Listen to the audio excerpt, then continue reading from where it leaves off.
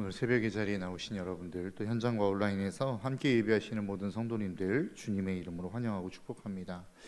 어제 고 박래봉 성도님의 입관 예배가 있었고 오늘 새벽에는 또 발인이 있었습니다. 어제 입관 예배를 진행하면서 유족 대표가 인사하는 시간이 잠깐 있었는데요. 그 박래봉 성도님에 대한 간증을 아드님께서 하시더라고요. 그래서 우리 신덕교회에 어떻게 나오게 되셨는지, 그리고 신덕교회에 나오셔서 어떠한 변화들을 겪으셨는지에 대한 간증을 하셨습니다. 박래봉 성도님의 아드님의 표현에 따르자면 표현도 잘 하지 못하시는 분이었고, 유교 집안에서 자라나서 며느리가 이제 성경책을 사다 주면서 예수 믿자고 이야기해도 완강하게 거부하셨던 분이라고 이야기를 합니다. 근데 이제 김종길 장로님께서 오랜 시간 동안 함께 기도하고 끊임없이 전도하면서 저희 교회에 나오시게 됐고, 또 함께 이 자리에서 예배를 드리는 가운데 담임 목사님께서 그런 요청을 한번 하신 적이 있으시대요. 우리 옆에 계신 분들과 손을 잡고 함께 축복하며 찬양했으면 좋겠습니다. 그때 그 박래봉 성도님께서 한 번도 그렇게 하시지 않았는데 아드님의 손을 꼭 잡아주시더랍니다.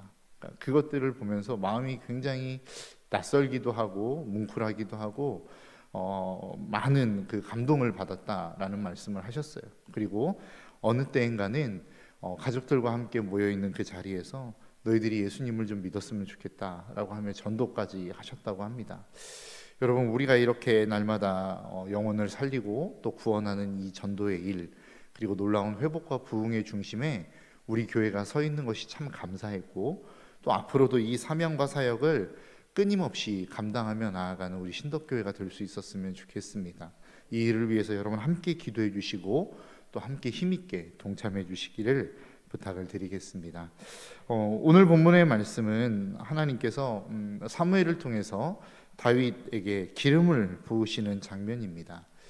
우리는 그런 생각들을 좀 가끔 하는 것 같습니다. 저는 그렇거든요. 이게 내 신앙이 침체가 되어 있거나 힘들고 어려운 상황이 되어 있을 때에, 아니면 하나님께서 나를 귀하게 쓰시고자 하는 그 때가 됐을 때에 언젠가 한번 하나님이 나에게 놀랍게 큰 은혜를 주시고 기름을 부어주시면 그 기름 부으심을 통해서 하나님의 놀라운 은혜의 자리, 하나님의 생명의 자리, 하나님께 쓰임받는 자리로 나아갈 수 있을 것이다 라고 하는 기대감을 갖습니다. 그런데 오늘 본문의 말씀을 놓고 보면 다윗은 하나님의 기름 부으심을 받기 전까지 그는 늘 하나님과 여전히 동행하는 삶을 살았던 인생이었던 것을 볼 수 있습니다. 그러니까 우리의 인생에 있어서 무엇이 되었든 어느 한순간의 결과물로 딱 나타나는 것은 없는 것 같습니다. 매일매일의 삶의 자리에서 충실하게 살아가는 그 삶의 모습이 쌓여서 성공한 어느 한날의 모습을 만들어내는 것이지, 그냥 매일매일 그냥 그저 그런 삶을 살아가다가 어느 날 한순간 턱하니 등장해서 성공한 모습으로 드러나는 경우들은 거의 없는 것 같아요. 과거 2002년에 우리나라의 월드컵 축구 월드컵이 있었을 때에 그때 감독이 히딩크 감독이었습니다. 그때 우리나라의 최고의 열망, 소망이 무엇이었냐면 16강 진출이었습니다. 그 16강 진출에 대해서 한 기자가 히딩크 감독에게 그렇게 물어봤답니다. 그날이 월드컵을 개막하기 50일 전이었다고 그래요. 그 기자가 히딩크 감독에게 그렇게 질문을 했습니다. 감독님께서는 우리나라가 16강에 진출할 수 있을 거라고 생각하십니까? 라고 질문하는 그 질문에 히딩크 감독이 그렇게 대답을 했답니다. 지금 상황으로서는 반반인 것 같습니다. 대한민국이 16강에 진출할 수 있는 확률은 50% 정도인 것 같습니다. 그러나 오늘부터 시작해서 그 가능성을 1%씩 늘려가겠습니다 라고 이야기했다는 거예요. 그러니까 남은 기간이 50일이니까 하루에 1%씩의 가능성을 높여가면 어떻게 되는 겁니까? 100%가 되는 거 아니겠습니까? 그러니까 무조건 우리는 갈 수 있다, 갈 수 없다를 이야기하는 것이 아니라 그 가능성을 높여가는 인생을 살아가겠습니다 라고 하는 대답을 했다라는 거죠. 저는 그 대답을 들으면서 정말 멋있는 대답이다 라고 하는 생각을 했습니다. 여러분, 오늘 다윗을 보십시오. 다윗이 어느 날 혜성처럼 나타나서 사무엘이 기름 부은 사건을 경험합니다. 그리고 악령을, 사울이 안에 있는 그 악령을 쫓아냄으로 말미암아 사울의 무기 잡은 자, 어떻게 보면 비서와 같은 역할을 감당하게 되어지는 그 자리에 어느 한날 한순간에 올라가게 되었다라는 것입니다. 그런데 이게 과연 그냥 한 번의 사건을 통해서 이렇게 올라갈 수 있었을까? 그렇지 않습니다. 오늘 본문 16절에 보니까 이렇게 말씀하고 있어요. 원하건대 우리 주께서는 당신 앞에서 모시는 신하들에게 명령하여 수금을 잘 타는 사람을 구하게 하소서. 하나님께로부터 부리시는 앙령이 왕에게 이를 때에 그가 손으로 타면 왕이 나으시리이다 하는지라 라고 이야기하죠. 그러면서 17절에 뭐라고 이야기하냐면 사울이 신하에게 이르되 나를 위하여 잘 타는 사람을 구하여 내게로 데려오라 하니 그때 나타난 사람이 누구냐면 18절에서 이렇게 이야기합니다. 소년 중 한 사람이 대답하여 이르되 내가 베들레헴 사람 이새의 아들을 본즉 수금을 탈 줄 알고 용기와 무용과 구변이 있는 준수한 자라 여호와께서 그와 함께 계시더이다 하더라. 그러니까 어느 한날 한순간에 기름 부으심을 받고 대단한 능력을 행했던 것이 아니라 그의 삶은 늘 꾸준하게 하나님과 동행하는 삶이었다는 거예요. 그가 수금을 타면 그 주변에 있는 사람들이 은혜를 누렸고 늘 다윗이 살아가는 모습을 보면 아, 저 사람은 하나님이 함께 하시는 사람이구나 라고 하는 것을 매일과 같이 볼 수 있는 사람이 바로 다윗이었다라는 겁니다.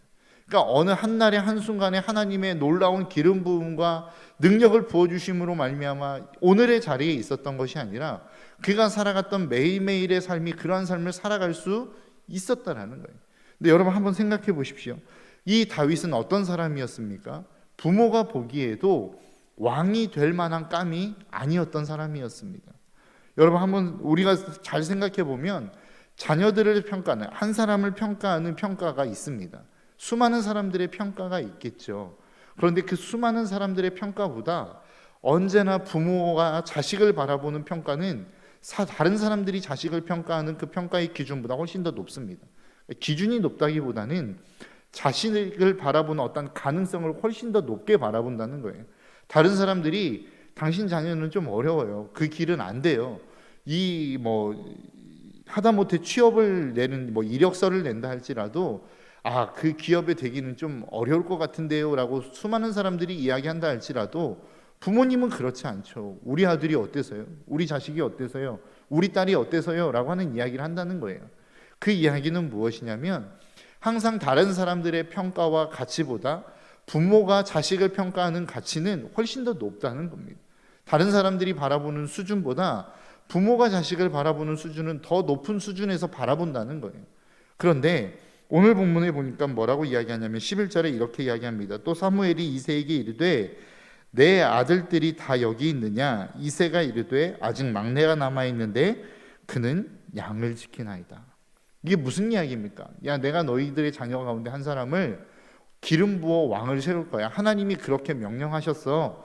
그러니까 아들들을 좀 다 모아와라 라고 이야기했는데 다윗을 데려오지 않았다는 거예요. 왜 그렇습니까? 그의 아버지 이새가 봐도 다윗은 왕이 될 감이 아니었던 거예요. 아무리 생각해보고 아무리 좋게 보려고 해도 다윗은 왕이 될 제목이 아니었던 겁니다. 그러니까 모든 아들들을 다 모아왔음에도 불구하고 다윗은 여전히 양을 지키는 일을 하고 있었다는 것이죠. 그러니까 아무리 생각해봐도 가장 높이 평가해 줄 수 있는 부모 눈에도 다윗은 그럴 만한 제목이 아니었다라는 겁니다. 그런데 결국은 하나님의 선택을 누가 받습니까? 다윗이 받는다라는 거죠. 그 이유를 오늘 본문은 뭐라고 이야기합니까? 사람은 외모를 보거니와 나 여호와는 충심을 보기 때문이다 라고 이야기하고 있어요. 여러분 우리의 인생 가운데 우리가 정말로 어떠한 모습으로 이 땅을 살아갈 것인가, 우리가 어떠한 생각으로 이 땅을 살아갈 것인가, 그리고 어떻게 주님 앞에 귀하게 쓰임받을 수 있을 것인가 라고 하는 질문에 성경이 우리에게 답하고 있는 대답은 한 가지입니다. 그 중심이 하나님께 가 있는 사람, 이 사람을 하나님은 쓰시고 하나님은 위대하게 들어 사용하시더라 라고 하는 것이죠. 저와 여러분들의 삶이 그러한 삶이 되었으면 좋겠고 여러분들의 자녀들과 여러분들의 손들의 삶이 그러한 삶이 될 수 있기를 주님의 이름으로 축복합니다. 여러분 우리는 그런 생각들을 합니다. 우리가 정말로 하나님 앞에 귀히 쓰임받기 위해서는 잘 준비되어야 한다. 맞습니다. 잘 준비되어야 하죠. 하나님께서 우리를 쓰실 때에 귀하게 쓰임받을 수 있도록 우리의 삶을 최선을 다해서 준비해야 됩니다.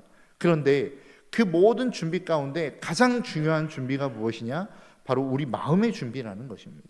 내가 어떠한 마음으로 주님을 섬기고 있으며 어떠한 생각으로 그 주님 앞에 가까이 나아가고 있는지. 여러분, 사울과 다윗의 가장 큰 차이점이 무엇입니까? 사울은 담임 목사님께서 주중 가운데도 말씀하셨던 것처럼 자기가 자기 중심에 있었어요. 자신의 명예, 자신의 성공, 자신의 이름을 드러나는 것이 그 모든 마음의 중심 가운데 있었단 말이죠. 그래서 여호와께서 당신을 버렸습니다 라고 이야기했을 때에도 사울은 회개할 마음이 없었어요. 나와 함께 돌아가서 예배하되 모든 장로들 앞에서 나를 좀 높여주셨으면 좋겠습니다 라고 하는 것이 사울의 마음이었어요. 그 마음의 중심이었어요. 그런데 다윗은 어떻습니까? 밧세바를 범하고 그가 하나님 앞에 범죄하여서 나단 선지자를 통하여 다윗을 책망하시는 그 하나님 앞에 다윗이 이야기하고 간구하는 게 뭐였어요? 하나님의 영을 내게서 거두어 가지 마십시오. 그러니까 다윗의 중심의 마음 가운데 하나님이 나를 떠나면 나는 아무런 인생도 아닙니다. 나는 아무것도 아닙니다라고 하는 마음이 있었고, 사울의 마음의 중심에는 무엇이 있었던 겁니까?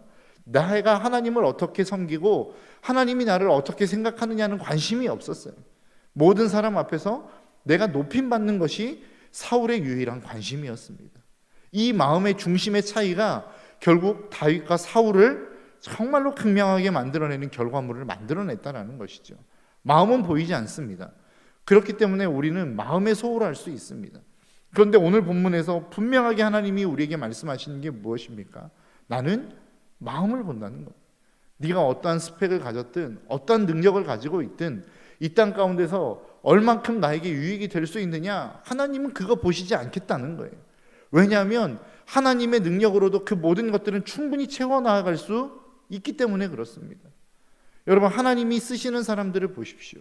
스펙이 대단해서 하나님이 쓰셨습니까? 대단한 능력이 있어서 하나님이 쓰셨습니까? 오늘 본문의 다윗만 봐도 그렇습니다. 다윗이 왕이 될 만한 깜이었기 때문에 하나님이 그를 왕의 자리에 오르신 겁니까? 아니요, 그렇지 않아요. 그는 아버지가 봤을 때도 왕 될 깜이 아니었어요. 그런데 그 모든 이스라엘의 역사를 통틀어 놓고 보면 가장 그리워하는 왕이 누구입니까? 다윗입니다. 왜냐하면 다윗이 그럴 만한 능력이 있었고 그럴 만한 힘이 있었기 때문이 아니라 하나님이 그 역사를 이루어 가셨기 때문이라고. 우리에게 있어서 스펙 중요하죠. 준비되는 거 중요합니다. 그러나 그 모든 것은 하나님의 능력으로 커버해낼 수 있어요. 그러나 그 어떤 누구도 흉내낼 수 없는 단 하나의 모습이 있는데 그게 바로 마음의 중심이라는 것입니다. 아무리 많은 사람들이 흉내내고 많은 사람들이 얻고자 해도 흉내낼 수 없고 얻어낼 수 없는 그것은 사람의 마음이라는 것이죠. 하나님은 우리에게 그 마음을 요구하시는 겁니다. 네가 나를 섬기되 어떠한 마음으로, 어떤 마음의 중심으로 나를 섬기느냐가 하나님에게 있어서는 훨씬 더 중요합니다. 인간은 그 마음을 볼 수 없기에 우리가 어떠한 모습으로, 어떠한 상황으로, 어떠한 대단한 능력으로 하나님을 섬기느냐가 중요하겠죠. 그러나 하나님은 그것보다 더 중요한 것, 마음을 보시는 그 하나님은 우리의 마음을 훨씬 더 중요하게 보신다는 겁니다. 저와 여러분들의 삶이 이 아침 이 마음으로 준비되어진 삶을 살아갈 수 있는 저와 여러분들의 삶이 될 수 있기를 주님의 이름으로 축복합니다. 하나님에게 있어서 가장 중요한 것, 그것은 우리의 마음입니다. 그래서 하나님이 우리에게 시간을 요구하기도 하시고 어떤 때에는 물질을 요구하시는 것 같기도 하고, 아브라함을 놓고 보면 하나밖에 없는 독생자를 요구하시죠. 그것은 그 어떠한 현상적인 모습에서 봤을 때 단순하게 물질을 요구하는 것, 땀을 요구하는 것, 시간을 요구하는 것, 아들을 요구하는 게 아니라 네가 가장 소중하게 여기는 그것, 네 마음이 있는 그 마음을 하나님이 나에게 달라는 것입니다. 그 마음을 나에게로 향하라는 것입니다.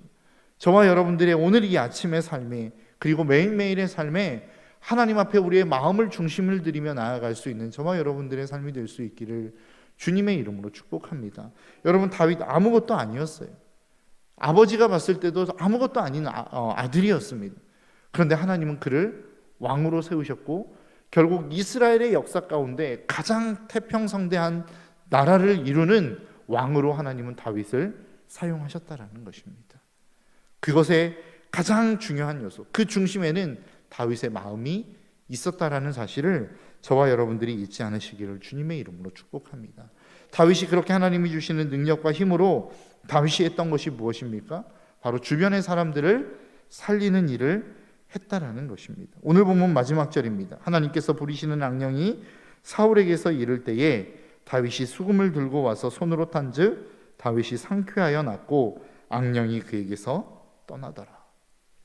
하나님께서 그에게 주신 능력, 놀라운 능력, 수금을 타는 능력과 영성이 다윗에게 있었죠.